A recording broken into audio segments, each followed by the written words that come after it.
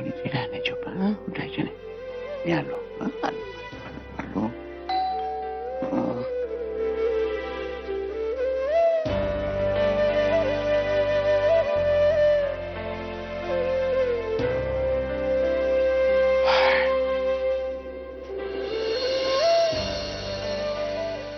अरे भेंगरा तुम्ही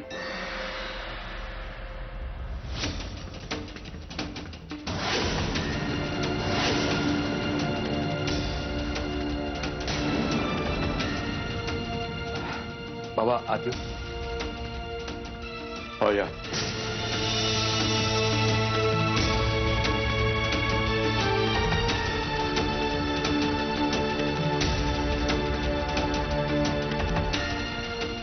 मी घेऊ का शुभ्राला? नाही सॉरी झोपली आहे आणि तसं तर तिला तर तिच्या आईकडे न्यायची वेळ झालेली आहे. बाय तुम्ही इथं का आलात? सरनाईक साहेब, जे झालं ते खूपच दुर्दैवी होतं. एक मिनिट शालिनी ताई, म्हणजे काय म्हणाल? दुर्दैवी? ओ ओ ओ ओ ओ अच्छा अच्छा अच्छा. म्हणजे मंजिरी तुमचं घर सोडून इथं आली त्याबद्दल तुम्ही म्हणताय का? मग तर उलट जे झालं ते सुदैवीच आहे माझ्यासाठी आणि माझ्या मुलीसाठी असंच म्हणावं लागेल.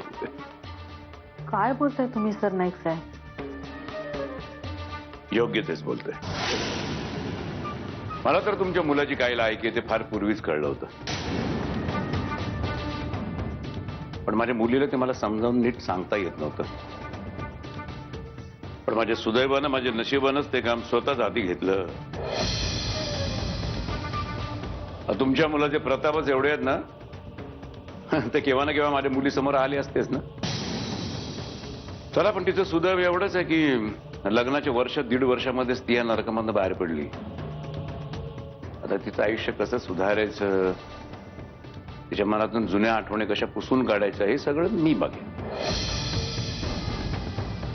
तुम्ही या घरामध्ये पाहुणे आहात तेव्हा यापेक्षा जास्त स्पष्ट शब्दामध्ये मी तुम्हाला नाही सांगू शकत.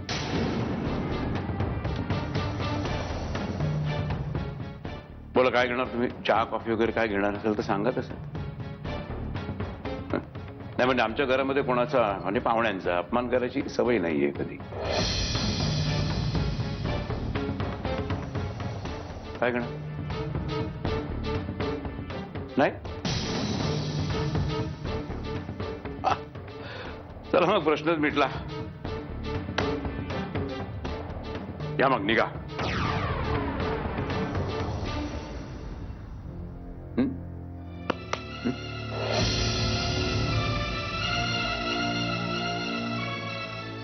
मावशी चल.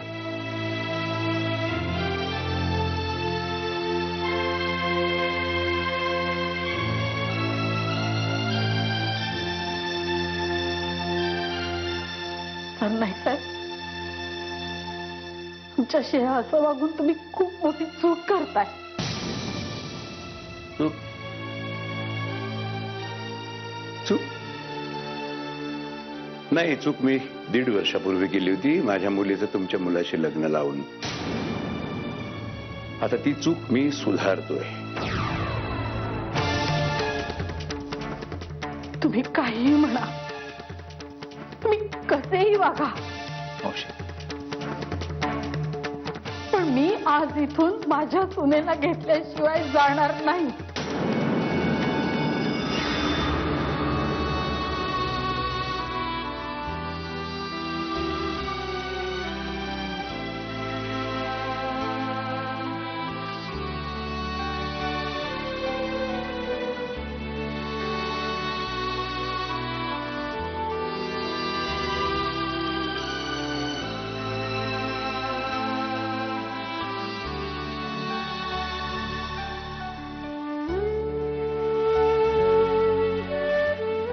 आजी,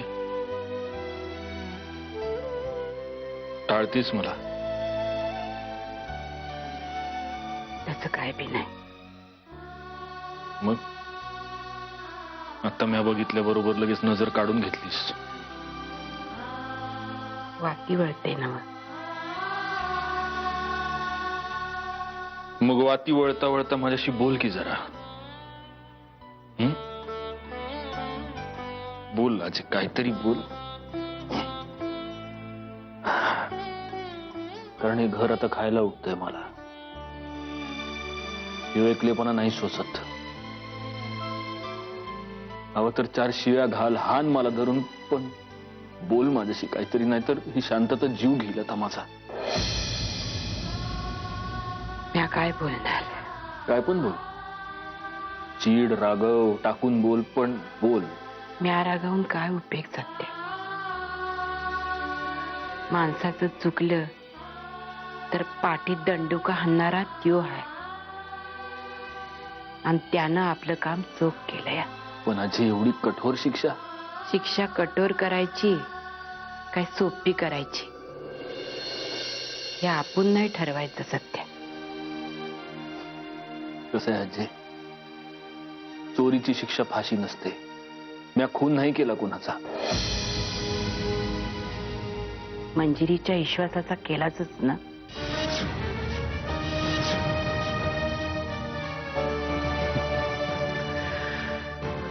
गंमत अशी अजय की मी स्वतःहून समोरून तिला हे समज सांगणार होतो. अगं तेवढ्यासाठी तर रात्रभर प्रवास करून आलो इथपर्यंत, पण त्याआधीच तिला समज कळलं. यालाच तर आयुष्य म्हणतात सत्या. तू ठरवलंस कालची येळ योग्य होती. तुला काल उपरती झाली, पण पापाची बीज तर आधीच रोवली गेली होती ना.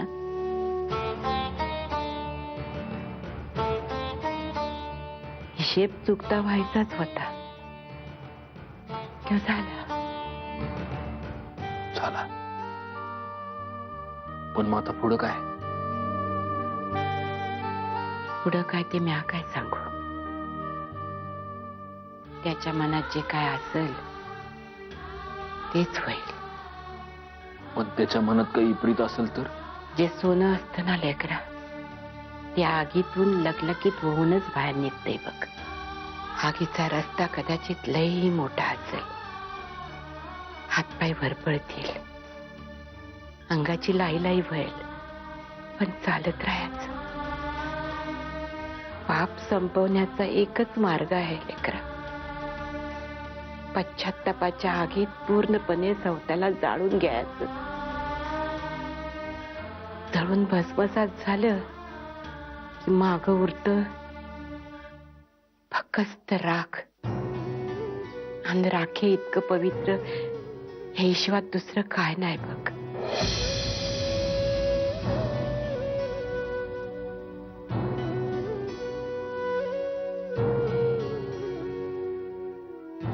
स्वतःची राख करून घ्यायला हवी.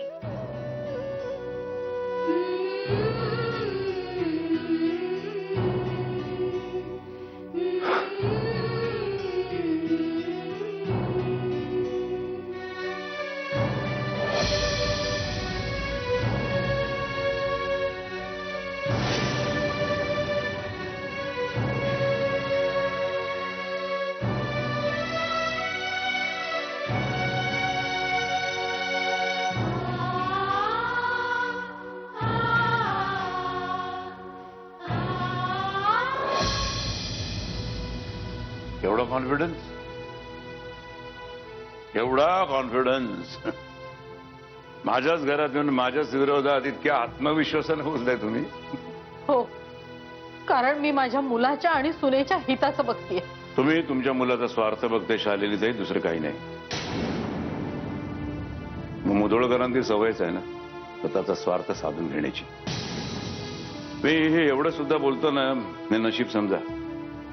तुमचे आमचे आतापर्यंत जे काही संबंध होते आहे किंवा जे काही उरले असतील त्या सगळ्यांचा आदर म्हणून मी तुमच्याशी पोलाइटली बोलतोय. प्लीज मला मर्यादा सोडायला लावू नका, विनंती करू.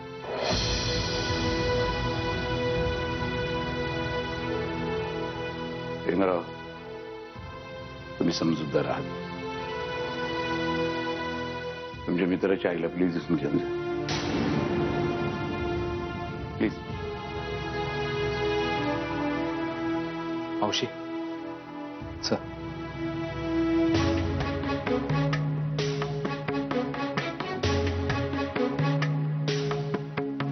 आई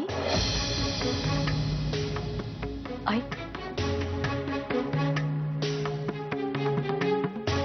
मंजिरी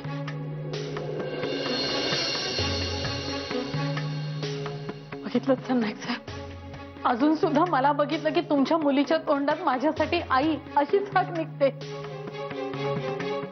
कारण त्याचे संस्कार आहेत माझे.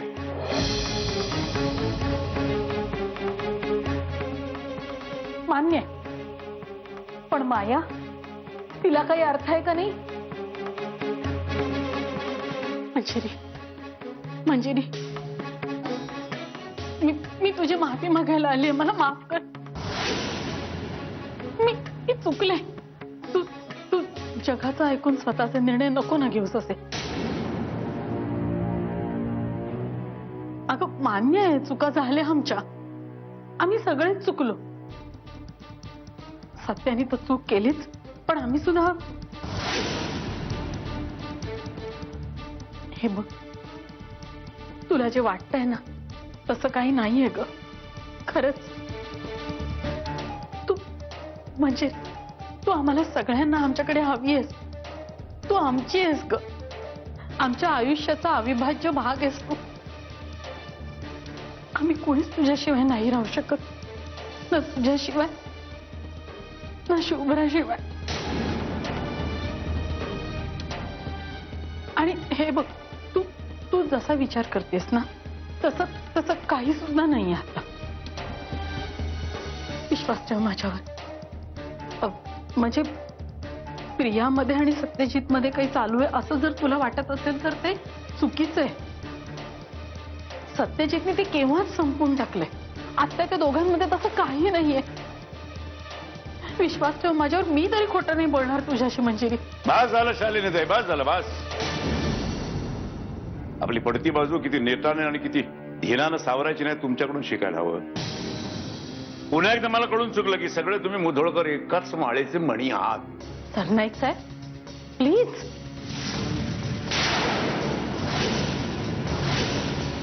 माझ्याच घरात येऊन तुम्ही माझ्यावरती आवाज चढवताय. हा,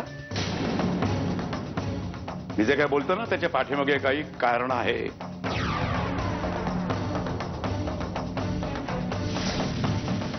कुठली कारण? कुठली कारण? कारण हवे तुम्हाला? कारण ऐका, ज्या दिवशी मंजिरी तिच्या मुलीला जन्म देत होती हॉस्पिटलमध्ये, त्या रात्री ती जगेल का मरेल याची शाश्वती डॉक्टर स्वतः देऊ शकत नव्हते. डॉक्टर सतत माझ्याकडे आणि तुमच्याकडे सुद्धा येऊन म्हणत होते ना, बाळाचे वडील कुठे आहेत, पेशंटचे मिस्टर कुठे आहेत, तेव्हा कुठे होता तुमचा मुलगा?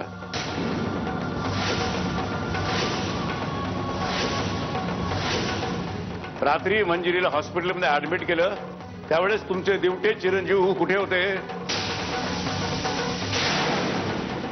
ते दुसऱ्या दिवशी सकाळी हॉस्पिटलमध्ये हजर झाले. आणि जेव्हा ते हॉस्पिटलमध्ये आले ना तेव्हा त्यांना पत्ता सुद्धा नव्हता की त्यांच्या बायकोने त्यांच्या मुलीला जन्म दिला याचा.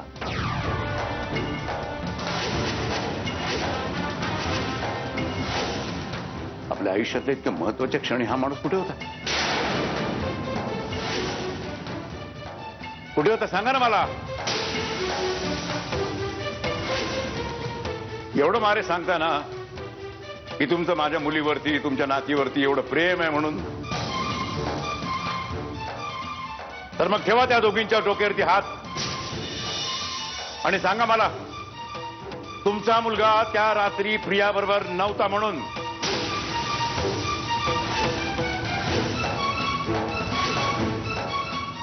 सांगा. काय उत्तर नाहीये का? नाही उत्तर ना?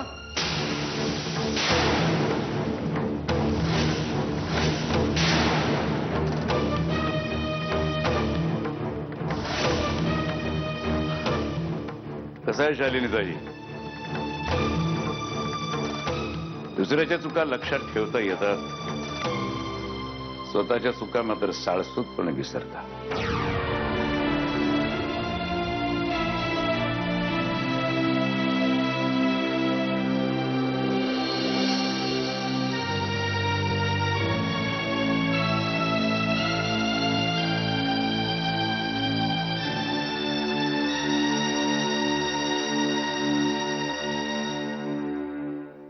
अंजली, मला वाटतं तुला तुझ्या सगळ्या प्रश्नांची उत्तर आता मिळाली असतील. पिलू झोपली आहे, तिला आत घेऊन जा.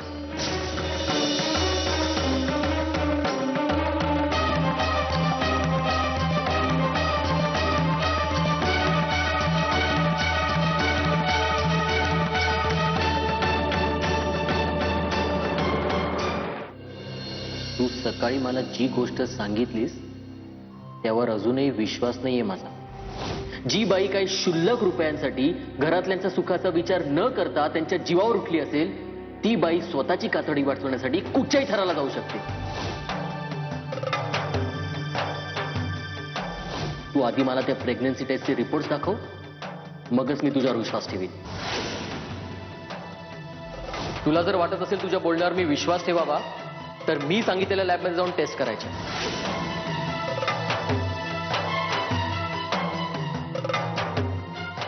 नेत्रा, कशी आहेस आता? मुद्दामच तुझी चौकशी करायला आले. नाही, आता आता बरी आहे मी. जरा चक्कर आल्यासारखं होत होतं एवढंच. अगं असं काय करतेस? काल परवा पण तुला बरं नव्हतं, आज म्हणतेस चक्कर येते. मी डॉक्टरांना फोन करते, थांब. नाही नाही, राहू देत, मला बरं वाटेल. अगं राहू देत काय? असं अंगावर काढलंस ना तर त्रास होईल तुलाच. नाही, बरं वाटेल मला.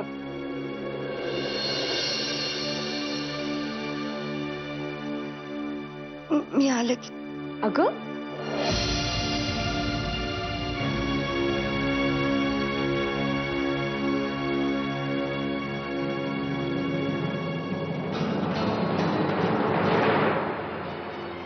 काय ग, बरं वाटतंय ना? हो, थोडं मळमळल्यासारखं पण होतं. नेत्रा, काही गुड न्यूज आहे का?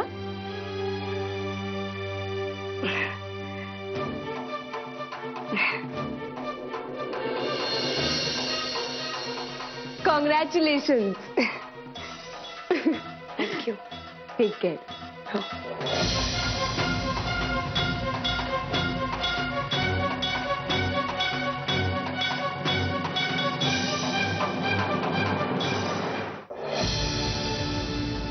बोल शिवराज, बाकी कसं चाललंय इंदूरचं काम?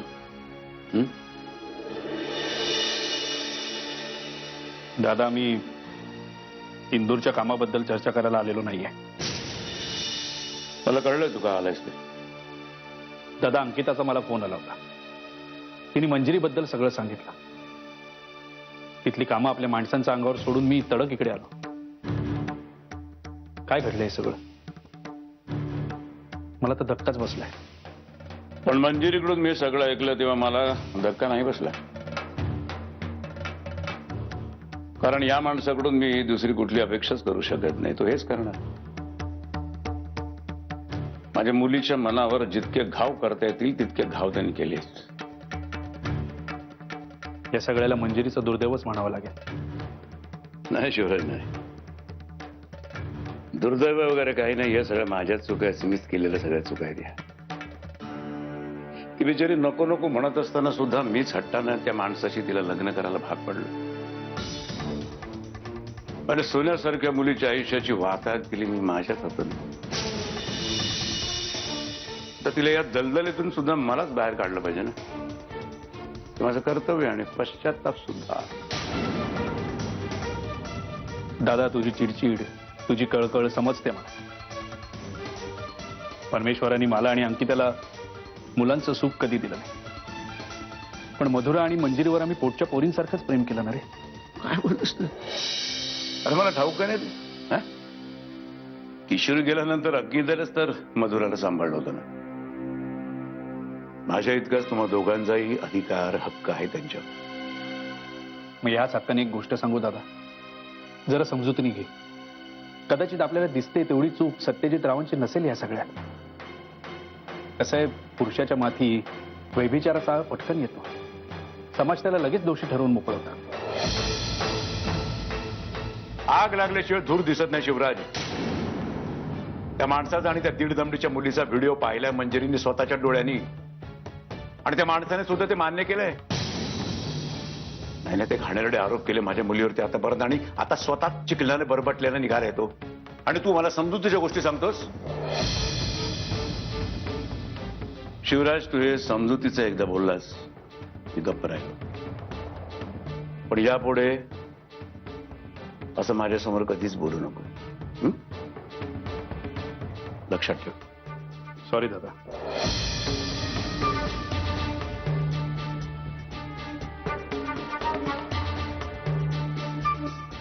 गेले अनेक दिवस संधी शोधत होतो की मंजिरीच्या आयुष्यातून त्या माणसाला वेगळं करण्याची.